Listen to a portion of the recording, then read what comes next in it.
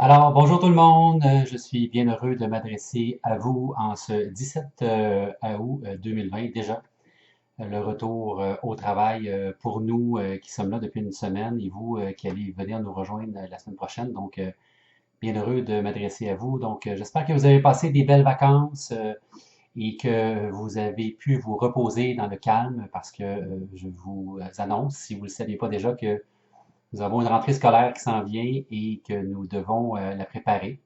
Elle sera, j'en suis convaincu, très belle, mais elle sera tout sauf banale. Donc, ça va être une rentrée scolaire fort particulière. Et je suis convaincu qu'on va pouvoir relever ce défi-là ensemble. Je me permets aujourd'hui de vous partager des informations générales, en fait, au regard des changements qui auront un impact sur votre rentrée scolaire, qui auront un impact sur notre rentrée scolaire, dans le but de vous préparer un peu, puis voir un peu quel genre de changements vous allez devoir avec lesquels vous allez devoir négocier au cours des prochaines semaines. Donc, je vous partage aussi que notre valeur, en ce sens-là, la valeur d'ouverture d'esprit n'aura jamais été autant mise à contribution. Donc, avec de l'entraide, je suis convaincu qu'on aura tous les atouts pour réussir cette rentrée. Donc, un des principaux changements donc, concerne les groupes d'élèves fermés. Donc, vous n'êtes pas sans savoir que nous aurons des groupes fermés à Monseigneur-Parent, comme dans toutes les écoles secondaires du centre de service Marie-Victorin. Donc, un groupe, un local. Donc, tous les enseignants devront se déplacer d'un local à l'autre. Donc, c'est à la fois simple comme consigne, extrêmement complexe dans l'organisationnel, j'en conviens. Donc, on va pouvoir relever ce défi-là ensemble. Donc, essayer de voir au niveau des contraintes organisationnelles comment on va pouvoir s'organiser pour que le travail soit facilité. Donc, on a essayé, tant que faire se peut, que les enseignants de même niveau soient dans le même secteur, donc localisés dans une zone limitée, afin de réduire les déplacements, donc évidemment. Tout ça, ça implique des changements au niveau de l'organisation scolaire, au niveau de l'horaire maître. Je vous partage quelques-unes de ces informations-là. Donc, il y a un changement important au niveau des choix d'options. Donc, on n'a évidemment pas pu respecter le choix des élèves dans une majorité, je vais vous dire. Donc, c'est 60% des élèves, par exemple, de quatrième et de cinquième secondaire qui ne pourront pas avoir leur premier choix. Ça ne veut pas dire qu'ils n'auront pas leur deuxième choix, ça ne veut pas dire qu'ils n'auront pas un choix intéressant pour eux, mais ça veut dire qu'il y a une majorité d'élèves de l'école qui ne pourront pas avoir leur premier choix. On a priorisé les choix des élèves qui avaient un impact évidemment sur leur cheminement scolaire, notamment au niveau de l'ascension des études. Donc, c'est extrêmement important que les élèves puissent avoir l'option qui les oriente vers un cheminement scolaire qui les stimule. Donc, on a vraiment orienté, priorisé en fait les choix des élèves qui avaient un lien avec leur orientation, leur cheminement scolaire. On a créé des groupes tampons. Vous allez voir, ce terme-là va venir tranquillement dans le jargon, donc c'est aussi un nouveau jargon pour nous. Donc, on a créé des groupes tampons, par exemple, des groupes tampons en maths SN, en CST, en histoire. Donc, on a créé 6 groupes tampons en histoire et en maths. Donc, c'est des groupes qui sont composés de 10 à 20 élèves. Donc, puis ces groupes sont en chandelle. Donc, je vous explique un peu comment ça va fonctionner. Je vais prendre l'exemple de M. Popescu, qui est avec nous en CST de 5e secondaire. Donc, M. Popescu, dans son groupe classe fermée, il a 26 élèves. Donc, dans ce groupe, il y a, puis c'est vraiment un exemple que je donne, il y a 26 élèves. Il y a 6 élèves de 5e secondaire qui ont des mathématiques de 4e secondaire. Donc, il y a 32 élèves. Donc, au moment où il donne son cours de CST en mathématiques, les 6 élèves s'en vont avec M. Leblanc, qui va donner un cours de CST de 4e secondaire à un groupe d'élèves de M. Popescu, donc qui sont en 4e secondaire. Donc, les groupes tampons, c'est des groupes qui varient, d'élèves qui varient entre 6 et 26 élèves. Donc, évidemment, on ne pouvait pas constituer ad vitam aeternam des groupes tampons. Vous comprendrez qu'au niveau budgétaire, on commence l'année en déficit. Et donc, il fallait prioriser, en fait, certaines matières pour lesquelles on devait créer des groupes tampons. Et vous comprendrez que maths, c'est une matière qui a été privilégiée, histoire aussi. Donc, on a privilégié certaines matières qui étaient des matières à sanction. Autre exemple de changement, donc les groupes de sciences techno ont maintenant un profil scientifique. Les élèves des groupes d'anglais réguliers et enrichis vont devoir être réunis. Je sais que c'est une décision qui est difficile, mais dans l'horaire maître, on ne pouvait pas se permettre avec des groupes fermés pas se permettre, c'était même pas une question de se permettre, c'était une question de mettre en place des groupes fermés avec des profils réguliers enrichis. Donc, il va falloir travailler à offrir aux élèves du régulier et aux élèves enrichis une offre de service qui va être intéressante pour eux. Un autre aspect très, très important aussi concerne le chevauchement en français et en mathématiques. Donc, évidemment, avec des groupes fermés, on ne peut pas se permettre d'avoir du chevauchement en mathématiques et en français, donc ce qui entraîne des promotions forcées pour certaines matières. Donc, il y a plusieurs élèves qui ne seront pas au niveau. Donc, ça, c'est une vérité de la palisse que je vous dis, là, la majorité des élèves ne seront pas à niveau, mais particulièrement des élèves qui vont se retrouver dans des groupes de français et de mathématiques et qui n'auront pas atteint le seuil minimal pour pouvoir avoir une promotion.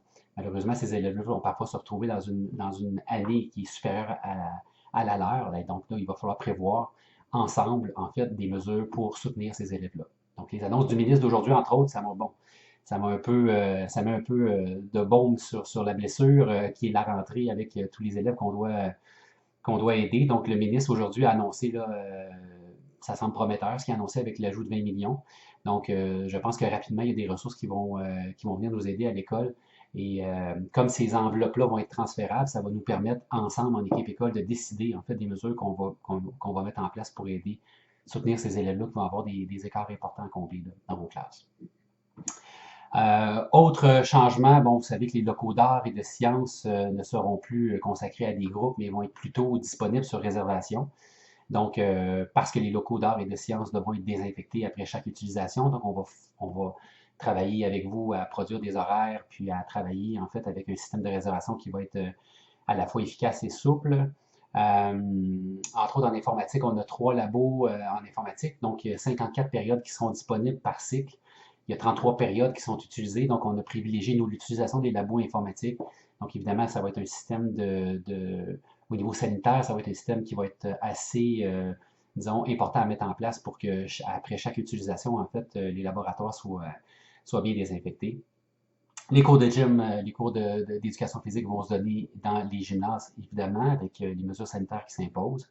Et on souhaite que la récupération, en fait, qu'il y ait une offre de récupération qui soit mise en place, mais que cette récupération-là se fasse par l'entremise par l'entremise du web de manière virtuelle, donc en ligne, par l'entremise de Teams, là, un outil que vous avez utilisé fréquemment, je dirais, à la fin de l'année passée. Donc, voilà pour la portion organisation pédagogique. Donc, beaucoup d'informations que je vous donne.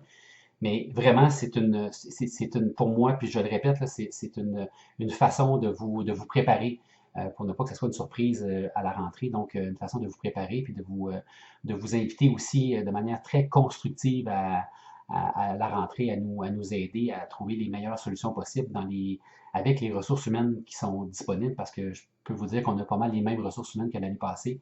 On a plus de contraintes, autant de ressources humaines, donc il va falloir travailler en équipe et avoir des solutions constructives si on veut travailler main dans la main et avoir une rentrée efficace.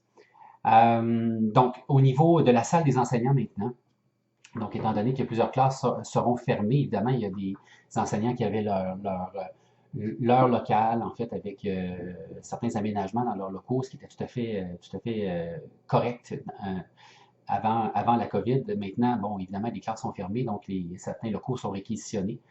Donc, ce qu'on a privilégié, c'est que chaque enseignant aura un bureau dans l'une des salles de prof. Donc, évidemment, on a dû ajouter des salles de prof. Donc, entre autres, pour les enseignants DIM, CFR, Relations FPT, FMS, PREDEP.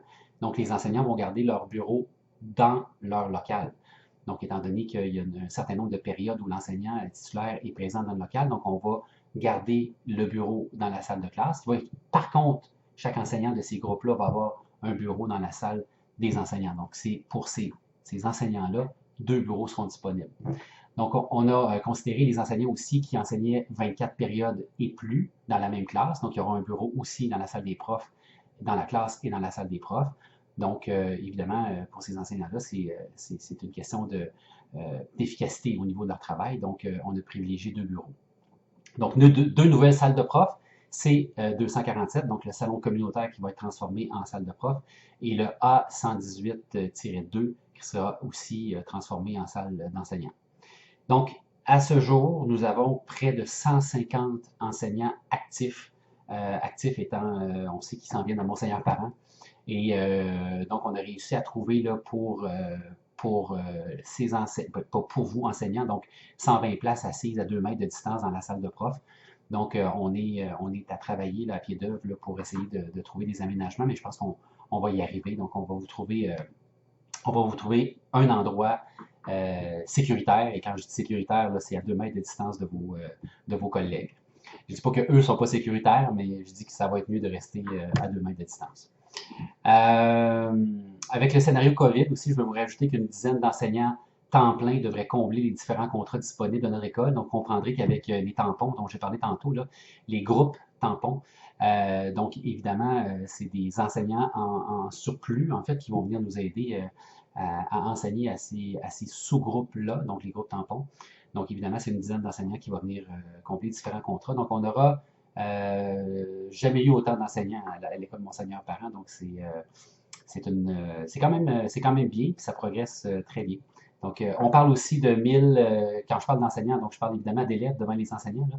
Donc, beaucoup d'enseignants et aussi beaucoup d'élèves. On est présentement à 1847 élèves. Donc, ça progresse, je pense, en harmonie avec ce que je vous avais raconté l'année passée là, par rapport à la croissance. Donc, on est déjà à 1847. Donc, certainement que cette année, là, on va croiser le 1900 élèves là, à Monseigneur-Parent. Au niveau de la rentrée, donc, les élèves, évidemment, de la première secondaire auront une rentrée d'accueil. Donc, on jugeait important de préserver, en fait, cette rentrée d'accueil-là, qui sera évidemment une rentrée d'accueil avec les mesures sanitaires. Donc, évidemment, il va falloir aménager, moduler en fonction des règles sanitaires. Donc, ça aura lieu le 28 août 2020. Donc, on considérait que c'était très important que les élèves soient apaisés le plus rapidement possible. Donc, c'est un retour à l'école pour eux après 6 mois d'absence. Et donc, ils ont un passage primaire-secondaire en plus à vivre. Donc, c'est très anxiogène pour eux. Donc, on désirait les apaiser là, lors de la journée du 28 août et les rassurer, comme quoi on est la meilleure école du centre de service Marie-Victorin, la meilleure école secondaire. Par contre, pour les élèves de la 2e à la 5e secondaire, donc l'entrée sera très différente cette année. Donc, il n'y aura pas de rentrée administrative comme on les a connus par les années passées. Donc, comme les groupes seront fermés, donc les effets scolaires donc, seront déposés sur le bureau dans les classes, dans les groupes classes fermés. Donc, chaque élève devra, lorsqu'il va rentrer dans l'école, se diriger à la cloche vers son local. Et c'est dans son local, en fait, que l'élève va pouvoir prendre ses manuels et prendre ses cahiers d'exercices, en fait, qui seront déposés à son bureau. Donc, l'horaire sera déstructuré le 31 août en avant-midi au cours des 2 premières périodes, évidemment. Donc, ça sera consacré à l'enseignement de nouvelles pratiques sanitaires.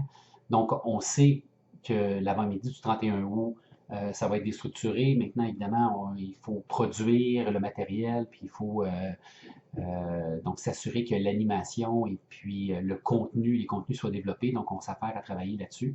Donc, simplement pour vous dire que le 31 août en avant-midi, là, ça sera déstructuré, que les élèves auront besoin vraiment de prendre la pleine mesure, en fait, des règlements qui auront passablement changé là, pour eux, pour les prochaines semaines, les prochains mois, et voire même pour toute l'année. Pour nous, le personnel de l'école, donc, on va marteler en fait 3 règles, ça sera les mêmes 3 règles. Donc, on veut 2 choses en fait. On veut normaliser la rentrée scolaire, donc on veut normaliser tant que faire se peut en fait la vie au sein de l'école, ce qui est tout à fait légitime, je pense. Donc, il faut créer un équilibre entre les règles et puis le climat organisationnel pour éviter en fait de créer plus d'effets négatifs que d'effets positifs.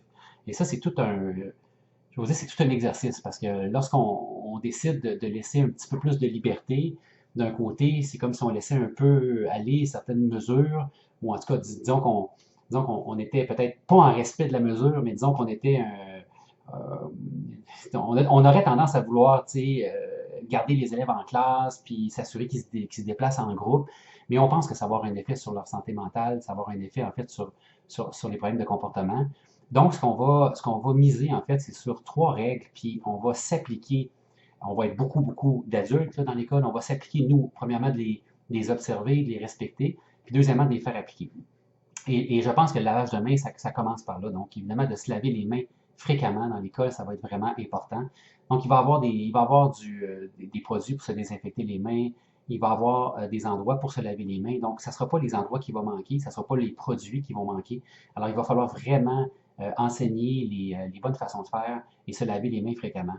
Le port du masque, évidemment, à l'intérieur de l'école. Donc, le port du masque dans les déplacements, ça sera obligatoire.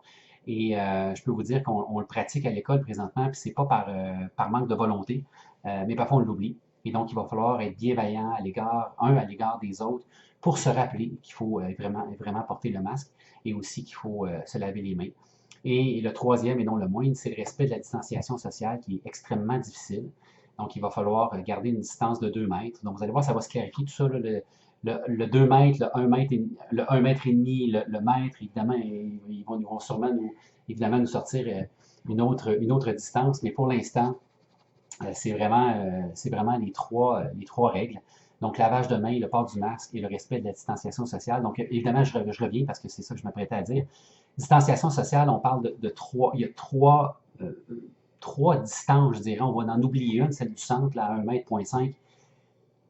Pour les adultes, c'est 2 mètres de distance. Donc, entre adultes, 2 mètres de distance. Entre les adultes et les élèves, c'est 2 mètres de distance. Donc, c'est la règle qui prévaut à l'école Monseigneur-Parent et dans toutes les écoles de la Commission scolaire et du Québec.